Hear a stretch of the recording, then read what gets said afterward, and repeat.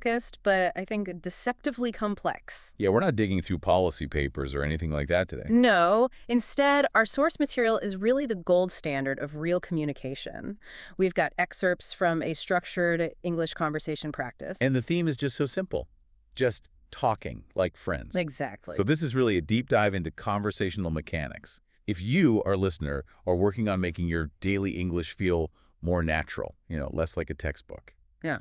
this is your shortcut. A shortcut. I like that. Our mission today is to pull apart the dialogue between these two speakers, Paul and Emily, and find the repeatable structures, the sort of hidden rules they use to make their conversation engaging and fluid. It's the blueprint for real social interaction. And the material covers a whole cycle, doesn't it? It starts with a weekend recap. Saturday and Sunday. And then it moves into looking forward to their immediate and even their longer-term plans. And mastering these mechanics, how to tell a little story, how to transition, how to plan ahead, that is what defines true conversational fluency. So let's start where they start, at the beginning with that classic predictable question. How was the weekend? And Paul's opening response is, I think, immediately insightful. He doesn't just say fine or good. He sets a hook. Right. He says his weekend was just okay. Just okay. And then he specifies that Saturday was difficult. That's it. That one word. It's an immediate invitation. It makes you lean in and think, okay, why? What happened? And what's crucial here is how he uses that little bit of conflict to launch into this really focused, high-stakes story. What we could call a conflict-based anecdote. Yeah, and the source of the difficulty. He lost his keys. Not just any keys. He says all my keys, house keys and car keys. By adding the car keys, he instantly raises the emotional stakes. Totally. And it's not just an inconvenience, it's a real problem. You're trapped. And the brilliance of the story is how he structures the search. It's this process of elimination. He mirrors that frantic state of panic we've all been in. He starts logically. To table. No keys, then okay, pockets. Pants pockets, then coat pockets. Still nothing. And this structured recounting, it's not accidental.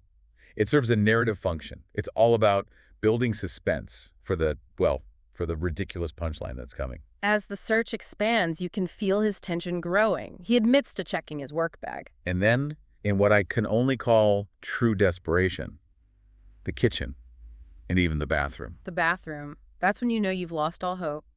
Looking for keys in the bathroom signals a complete breakdown of logic. It really does.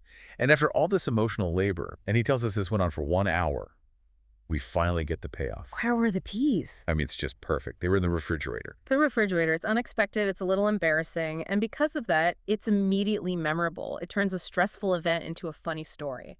And there's one more detail that I think is just crucial. Oh, the detail about them being very cold. Yes. Why is that so important? Why do we remember that specific detail? I think because it provides physical proof. It makes the weirdness of the story tangible. Exactly. It's sensory proof. If he just said, I found them in the fridge, it's a fine story. Yeah. But when he adds that the keys were very cold, it anchors the memory in this unique sensation. The cold keys become like the title of his anecdote. That physical detail gives the story weight. It's what allows it to be repeated. That is the power of a specific detail in small talk. So once Paul's drama is over, we see this instant transition to contrast. A really smooth one. Emily, the second speaker, she sort of wraps it up by happily saying her weekend was very nice because, and this is the key part, she did not lose my keys. Right. And that simple comment, it's conversational glue. It acknowledges his story, it gets a little laughing, and it shifts the focus without any awkward pause. So now we move to Emily's experience. Her story is a different kind of effective small talk. Totally. We can call it the sensory or detail-based anecdote. Her story isn't built on conflict at all. It's built on shared pleasure. She visited her family, her mom, dad, and her sister Anna. And they cooked lunch together. And this is where her fluency really shines. She doesn't just say, we ate pasta. No. She uses language that engages your senses. They made pasta with tomatoes, but she describes it as a big red sauce. I love that phrase, a big red sauce. It's so evocative. And then she emphasizes the indulgence. She says, lots and lots of cheese. The lots and lots of cheese. You can almost smell it. You can almost taste that meal just from her description. And that's the point. The purpose here isn't dramatic tension. It's inviting the listener into a warm, relatable, and delicious experience. Precisely. So if you're learning English, this is a key takeaway. Conflict-based stories, like The Lost Keys, hook your interest through suspense. And detail-based stories, like the pasta, hook interest through shared sensory delight. A truly fluent speaker needs to be able to use both. Okay, so that was Saturday. Drama and deliciousness. Let's see how they transition to the quieter, more routine activities of Sunday. Sunday often is that sort of maintenance day, right? And the conversation really reflects that shift in energy. It moves from these bigger events to more personal, low-key rituals. Emily stayed home. She read a book, a story about a small town, which sort of suggests a desire for a quiet escape. And then she did the necessary chore of cleaning her apartment. And she gives us this great little philosophical summary of it. She calls cleaning not fun, but it is good. That's such a natural, real way to put it. It really is. And Paul, well, after his refrigerator disaster, he clearly needed some real relaxation. He watched a movie, a comedy. And the specific detail he offers here is key. It was about a big, funny dog. That could talk? Yes, the talking dog. I love that he added that detail. It just signals that the conversation is moving to a less serious, more personality-focused level. It's the perfect bridge. It is, because it leads them directly into a discussion of pets and hobbies. They pivot from the fictional talking dog to Paul's actual life. He doesn't have a dog. His apartment is too small, but he does have a cat. A cat named Leo. And we get this wonderful little character sketch of Leo. First, the physical details. He's all black with big green eyes. But the main takeaway, his defining personality trait, is that he is very lazy. Very lazy. And again, a fluent speaker doesn't just use an adjective like lazy and leave it there. They define it with detail. Right. He lists where Leo sleeps, the sofa, the bed, the chair. And then he gives us Leo's entire daily routine. He wakes up, he eats, and he goes back to sleep. It's this shared gentle humor about a pet, and it's such a powerful connector in small talk. It reveals a lot about Paul's personality without him having to say anything deep. Makes you think Leo has life all figured out. It really does. So the conversation then shifts naturally to Emily. Does she have a pet that's as lazy as Leo? She doesn't. Yeah. But this is a masterful moment of what I'd call conversational redirection. If you don't have X, you offer Y. Yeah. She counters the pet story with her hobby, plants. She has many, many plants. And she uses a really strong metaphor here to describe her place. She says her apartment is like a jumble. That's a very high-level fluency marker, using that kind of descriptive language so casually. Like a jungle is instant shorthand. We immediately picture this cluttered, green, vibrant space. And she even connects it back to her Sunday routine. Watering them is what she does on Sundays. But the detail that really gives us insight into her character, what we can call her personal quirk, is the admission that she talks to her plants. Yes. She says, "Hello, plants. You are beautiful today." And then she adds that they are good listeners. It's this gentle self-deprecation. Admitting to this slightly odd behavior is an invitation for a shared laugh, for connection. It makes her instantly relatable. It's the perfect counterpoint to Paul's lazy cat.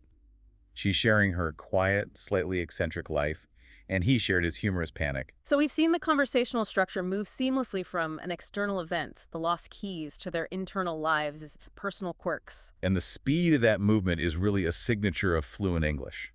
So now that we've covered the past and their routines, let's watch how they manage the future. The speakers signal this shift really explicitly. They say, "Today is Tuesday," which anchors the conversation in the present and opens the door for upcoming plans.